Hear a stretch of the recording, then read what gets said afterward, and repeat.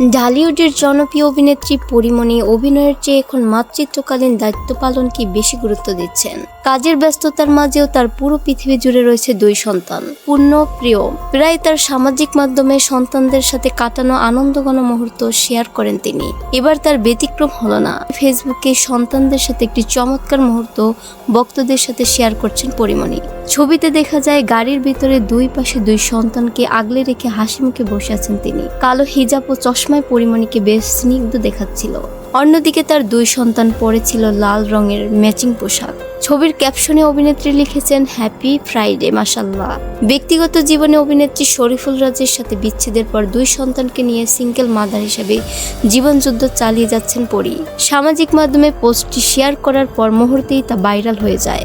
ভক্ত অনুরাগীরা মন্তব্যের ঘরে পরী ও তার সন্তানদের প্রতি ভালোবাসা জানিয়েছেন। একজন লিখেছেন মাশাআল্লাহ একটি সুখী পরিবার। অন্য একজন মন্তব্য করেছেন মা পরীর 2 ডানা। পর্দার খবর হলো দীর্ঘ বিরতির পর পরীমণিকে দেখা যাবে ডোডোর গল্প সিনেমায়। সিনেমাটি আগামী ঈদ উল ফিতরে মুক্তি পাওয়ার কথা রয়েছে, যার মাধ্যমে আবারও বড় পর্দায় প্রবর্তন করবেন এই অভিনেত্রী। সিনেমাটি আগামী ঈদ উল ফিতরে মুক্তি পাওয়ার কথা রয়েছে, যার মাধ্যমে আবারও বড় পর্দায় প্রত্যাবর্তন করবেন এই অভিনেত্রী।